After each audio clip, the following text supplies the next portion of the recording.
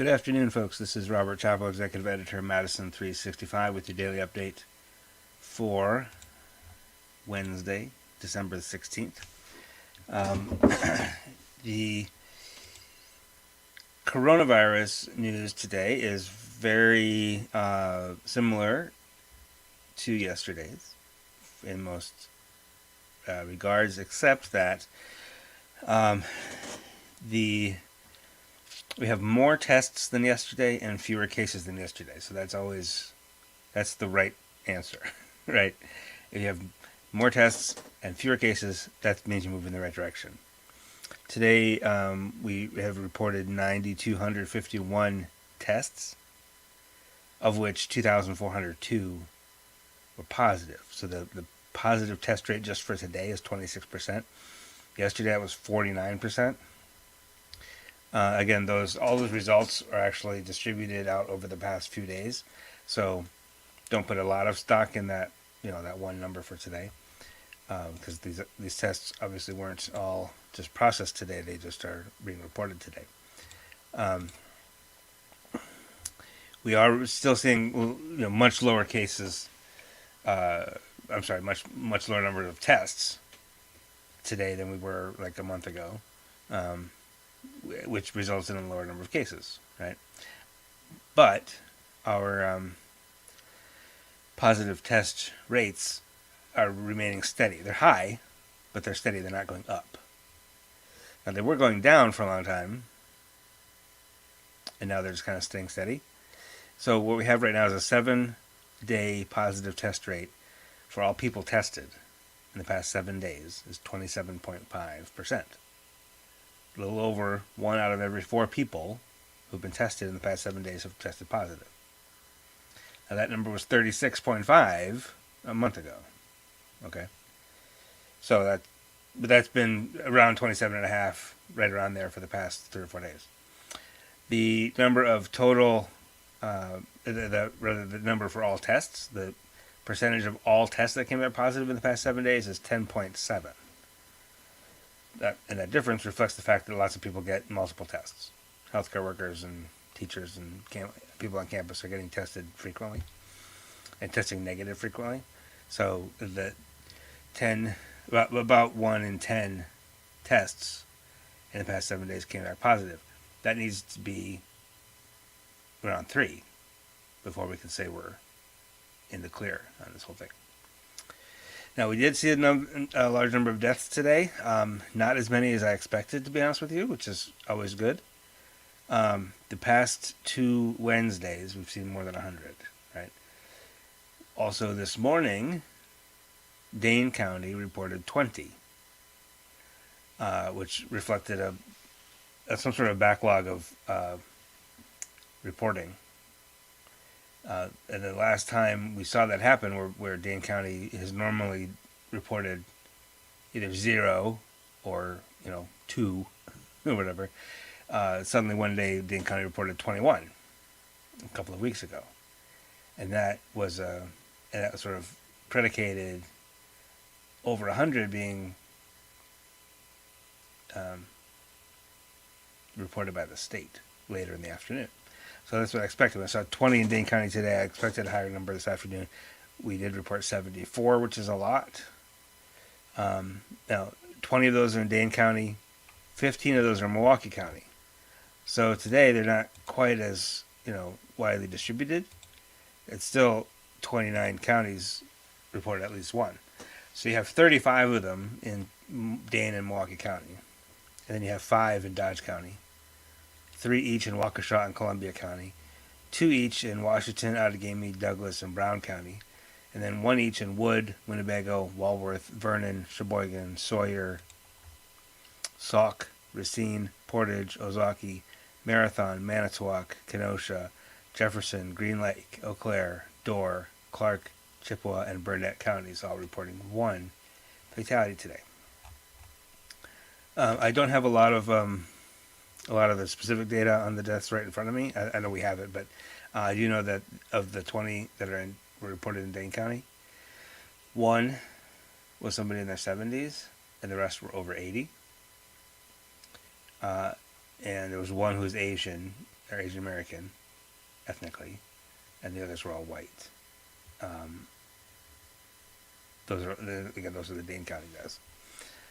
I also know that today in Dane County, 32% of just the new cases today. There's only 110 new cases today in Dane County, which is lower than it has been. But 32% of those are Latino, which is a concern, right? We do not have any new, orders or anything like that to report today. So, given those, those numbers being a little bit, not any worse than yesterday, and in many cases much better than yesterday and earlier in the week. Excuse me.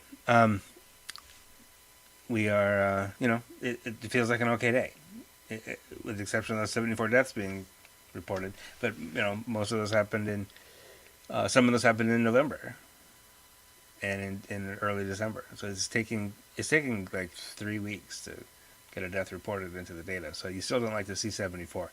But I will say the a 7-day daily death average fell again to 44. But the 14-day average is still 50, which is still a lot. It's still very high for a daily death rate. I will also mention hospitalizations also continuing to fall. 51 fewer people today are in the hospital than were in the hospital yesterday. It is now 1,410. And the ICU population fell by 17 down to 314. So both of those numbers are much, much better.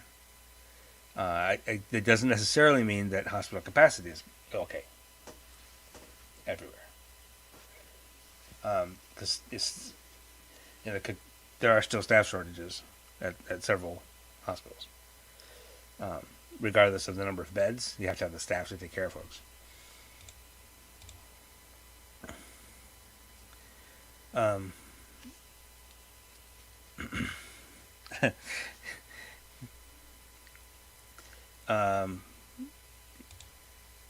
Kathy's pessimistic. I don't think you're wrong, Kathy. It's nice to have token people. They're not token people getting vaccines. These are actual vaccines. I wouldn't call them token. But I don't think people will lose interest. I think it is going to be, you are right, that it's going to be a monumental task to get everyone vaccinated. We do have the first SSM Health is getting its first vaccines today.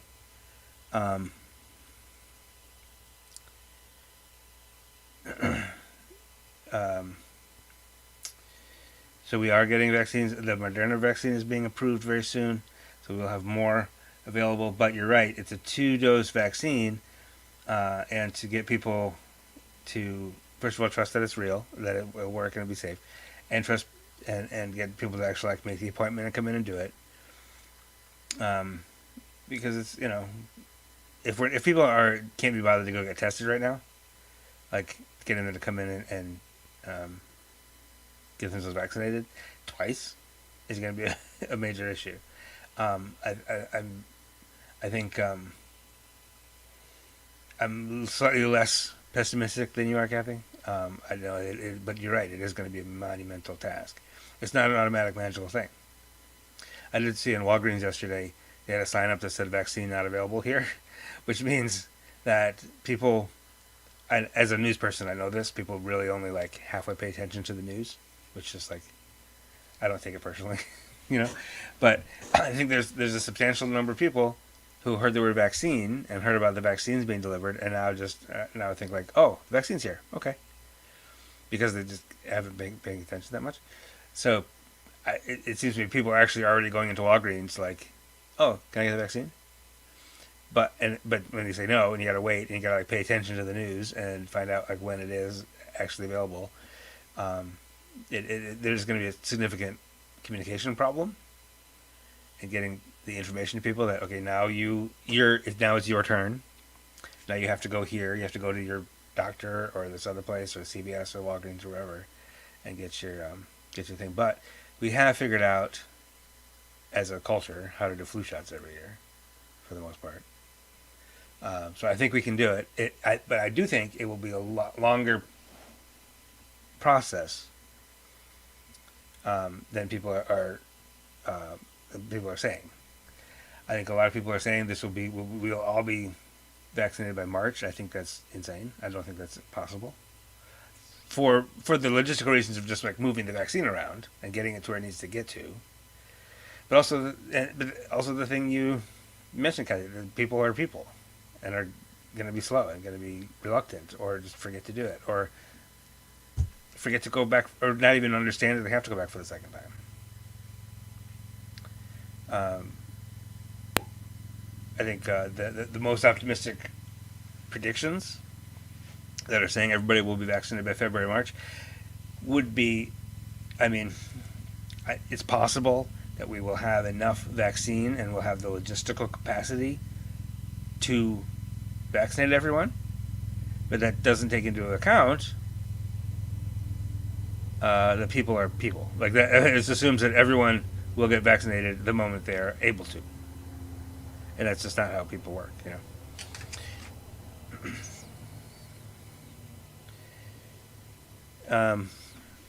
So I'm not quite as pessimistic. I do think by June, July, things will be looking up. I know that there are health systems are looking at this as like a year-long effort, that they're going to take like a full year to continue communicating, continue to vaccinate people. The healthcare folks are not seeing this as a 3-month project. Right? It's going to be longer than that. Okay.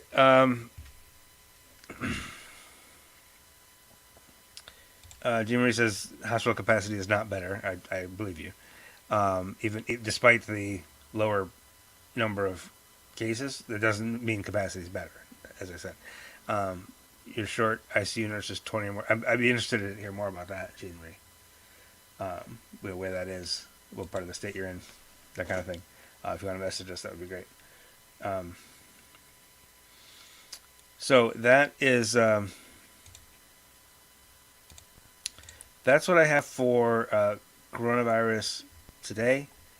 I will have a couple other news items to talk through, get you caught up on. 32,000, Dolores asked, 32,000, right, for today. What are you... Oh, no, that is not right. Thank you for catching that. Let me watch this. Ready? I can fix it.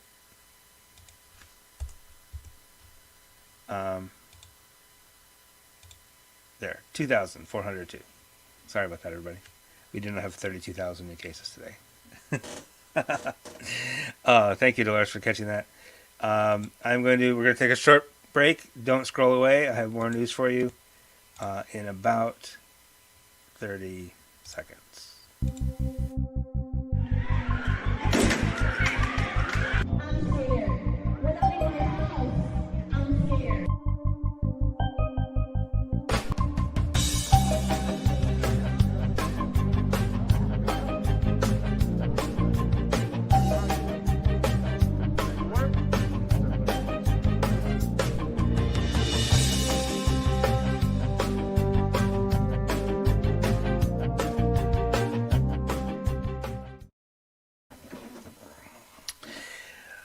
All right.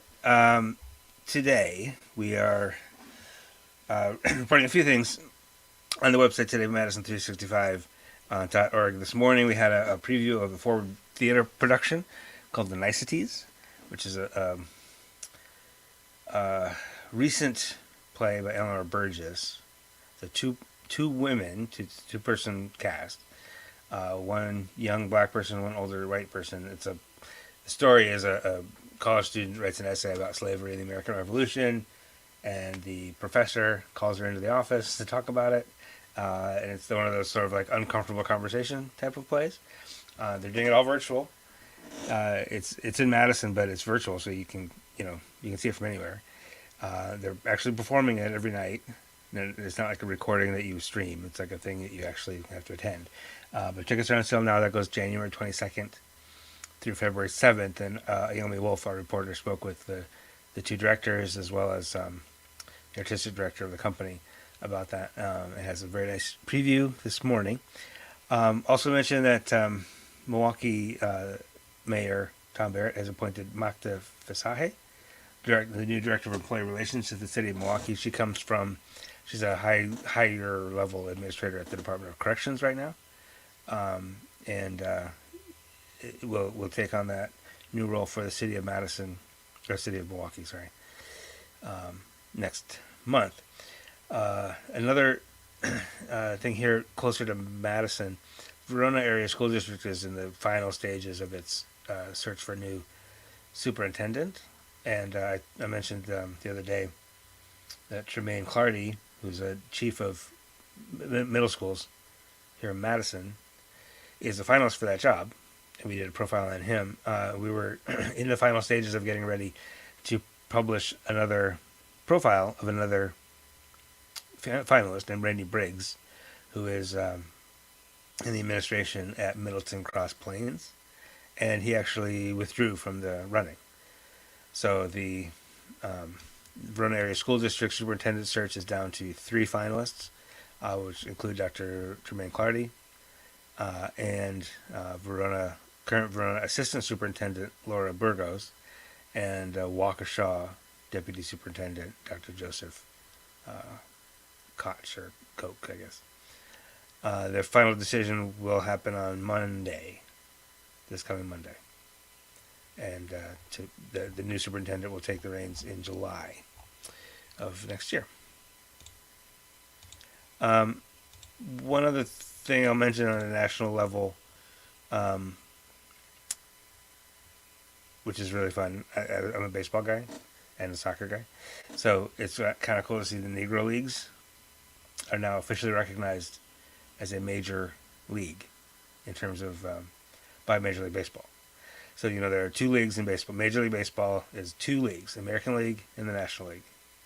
And then there are lots of minor leagues. And the Negro Leagues, which were the top level of baseball for black players, for 20-something years, 30 years, from 1920 up through, well into the 40s, even though Jackie Robinson started, desegregated the Dodgers in the early 40s. But they were always statistically, and the record books were regarded as a minor league. But now, the records from the Negro Leagues will be held at the same standard as the major leagues. So when you're looking at most strikeouts in a career, or most strikeouts in a season, most home runs in a season, and you look at those top 10s, there will be players from the Monarchs and the Bears and the Clowns, which is, I think, really cool.